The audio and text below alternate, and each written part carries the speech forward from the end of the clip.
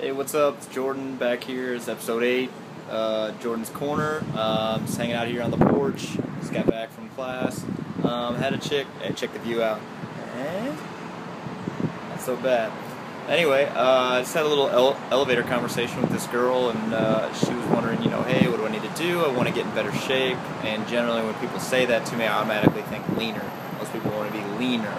And they say they want to be stronger, but a little bit different definition of strength between me and somebody who's just getting into weight training. So that's okay. We're gonna we can help everybody get to their goals. You just have to understand how the physiology works. And so basically, here's the ultimate setup that I would use for anybody who's just starting out, hasn't been weight training for a long period of time, but really wants to see improvements in their conditioning and their basically body composition. So what I'd want them to do, I'd want them to start training with weights 3 times a week, 2 times a week minimum, but 3 times a week would be optimal. Obviously non-consecutive days, so yeah, Monday, Wednesday, Friday, or Tuesday, Thursday, Saturday, something like that. And I'd have them squat with weights, I'd have them press, I'd have them bench press, I'd have them chin, and I'd have them do bent over rows, and they might deadlift if they're strong enough. The problem is a lot of times people don't have access to like bumpers or the correct amount of weights to actually learn how to deadlift. So in that case, I'd have them do something like an RDL. And so basically how it would look, they would squat Monday and Friday. They would press on Monday and Friday overhead. They would bench press on Wednesday and do RDLs on Wednesday as well, Romanian deadlifts, and then they would do chins all 3 days. So basically it's a full body workout. It should take 30-40 minutes. And then what I'd have them do those 3 days, and then those 3 days they'd be doing a high intensity conditioning workout, which if I have to tell somebody to do this within 3 floors, right, my little elevator pitch, I'm going to have them do some sort of high intensity sprints. And most likely, if they're not accustomed to running, I'm going to have them do it on a bike or a rower or something like that. And basically what it's going to be, they're just going to do 30 seconds to a minute on as hard as I can go, and then they're going to rest for a minute, and then they're going to repeat that for a total of 30 minutes. Not 30 minutes, 20 minutes. It's a 5-minute warm-up, then you go minute on, minute off for 20 minutes, and then you're going to have a 5-minute cool-down, so that would be 30 minutes. You're going to do that 3 times a week, and then 1 day out of the week you're going to have like a long conditioning day. So if you're a runner, that's going to be your 10K, that's going to be your 15K or whatever.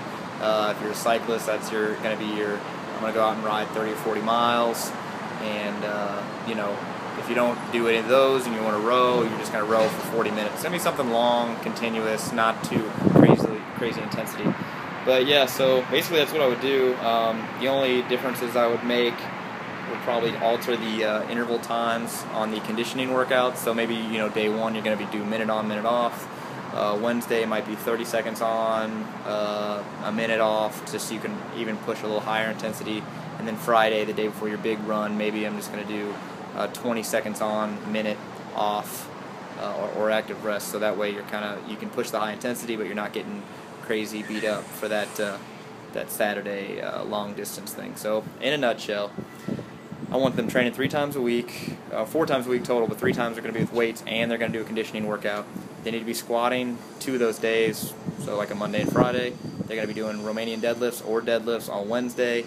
They're going to be alternating overhead press and bench press. So if you start on Monday with the press, then you're going to bench press on Wednesday, and then you're going to press again on Friday. You're going to do chin-ups all 3 days, basically 3 sets of max reps.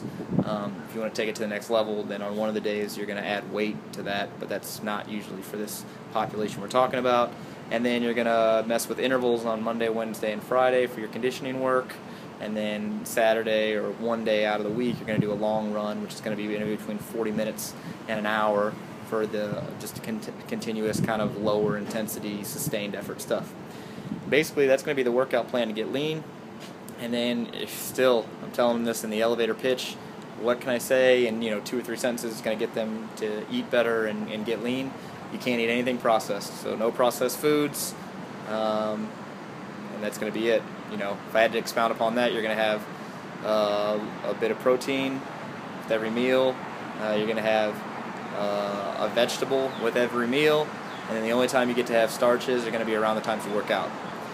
Now I know I've made these exceptions in previous posts, and that's for somebody who's really measuring and watching what they're doing, and it has been doing this stuff for a while. But for someone completely new, do you realize that what I just said in the last 5 minutes puts them ahead of virtually 95% of what people are doing out there? You guys get that? So yep, that would be the ultimate beginner program. I'd love to see somebody do that if their goal was to get conditioned, get lean, and do it quickly. Yeah, alright, that's episode 8. I'll see you guys next time. Later.